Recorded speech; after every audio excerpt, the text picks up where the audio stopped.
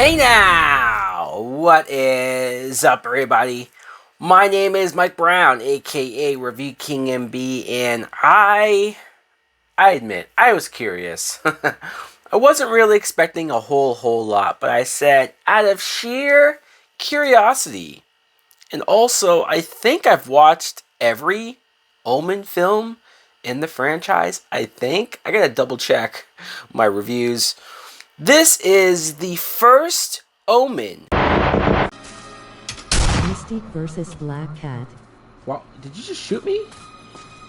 The fuck? A 2024 film. It's indeed a prequel to the original, which was 1974 or 6? Somewhere around there. So this takes place in 1971. It's directed by Akasha Stevenson. And the plot is we are in Rome. We follow this young American girl who goes to Rome, goes to this church to sort of start being a nun. And I swear, before I go any further, right off the bat, I thought, didn't I watch this movie already? Because I just watched Immaculate, and I think it's because I'm watching these films so close together that I was having deja vu. And, like, I know it's not exactly the same place, but it's not too far off. So I thought, man, we are... I know a lot of horror movies, or movies in general, share similar premises and ideas, but this is way too fucking coincidental or too quick together, too close together. But we see this character, Margaret. She's at this church, and of course, she's gonna try to do everything right and do what she has to do to get where she needs to go. But then, what do you know? Some freaky, messed up stuff starts happening around and in this church, and so she tries to get to the bottom of it. She finds this little girl who doesn't seem like she's being treated well by the nuns. Maybe there's some supernatural, nefarious shit going on there. What I thought of the first Omen was, I didn't hate this movie, and I guess at the end of the day, we can take that as a win, because I have been yelling at the heavens for a halfway decent horror film, or a horror movie that doesn't suck. And it's been hard to find them. It's been hard to find a movie that feels like had some care and effort put into it. And I'm not saying I found that here. I'm just saying the movie didn't absolutely suck. There are decent things in this film. But I think the biggest problem with me, I was not scared. That's my biggest complaint, is that I could say that the acting was decent. I can say that it was directed and shot well.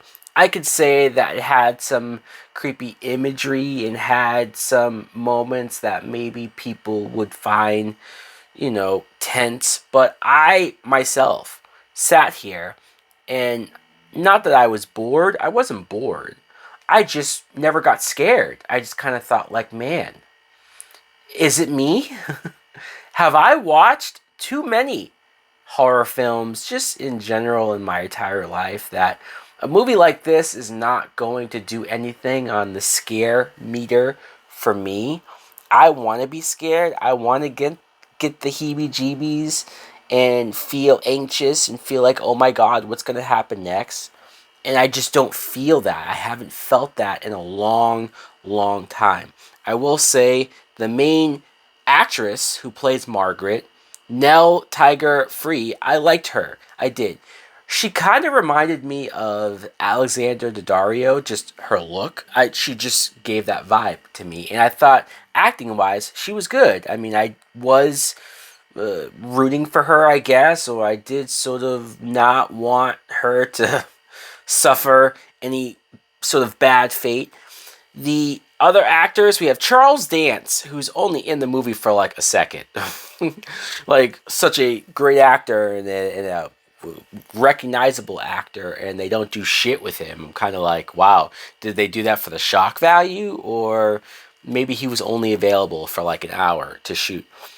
Ralph Ennison, he plays another priest that tries to warn the main character of like, hey, fucked up shit is happening at that church. So there you go. Bill Nighy, who I always get a kick out of seeing Bill Nighy show up in a film, especially a horror movie. He just has that look and that gravitas and that thing about him that perfectly fits the role that he's in. But he too isn't in the movie a lot. He gets a couple scenes, and they do something with him at the end that kind of tries to make him feel more important. But I wish we had way more of him throughout this movie. You get this older child who is at this church and kind of locked away in a room. They don't really know what to do with her because she's acting a certain way. The nuns don't. And Margaret sees this and goes, this ain't right. We gotta fucking save this girl.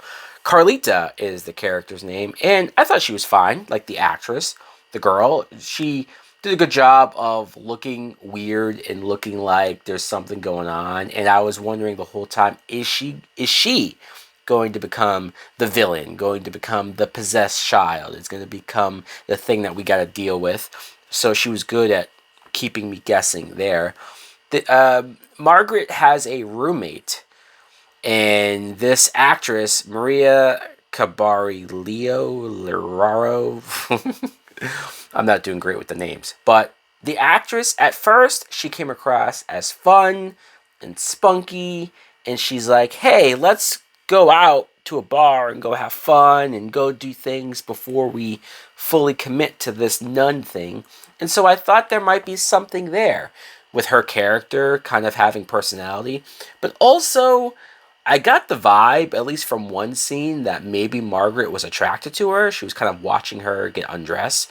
And so I just thought maybe that would play into the fact that they are where they are. And they're at the point in their lives where like she's going to have to ignore that, even though... But it's not really a thing. It's not really addressed. You know, it's like between Ghostbusters, Frozen Empire, and how that kind of sort of had a main female character be attracted to another girl. I kind of thought, why are they not committing to it? Like, why are you teasing it and then not fully going for it? That's not me wanting to see girls make out. No, that's just me going, are you going to do this? Is this her character? Or are you going to just leave it ambiguous? There is a twist near the end of the movie that I did not see coming, and so I guess I'm willing to give the movie some props there.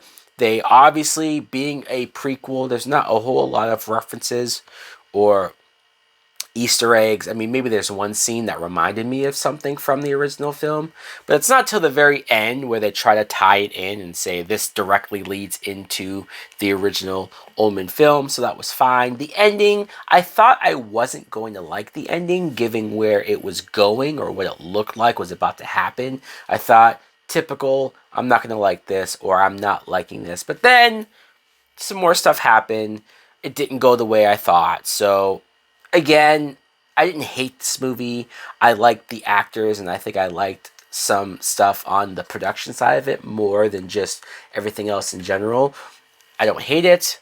I'll give it a Netflix and chill. Oh, yeah. But I want something scary. God damn it, give me something scary, terrifying, or even just a little frightening, right? It doesn't have to be the scariest thing in the world.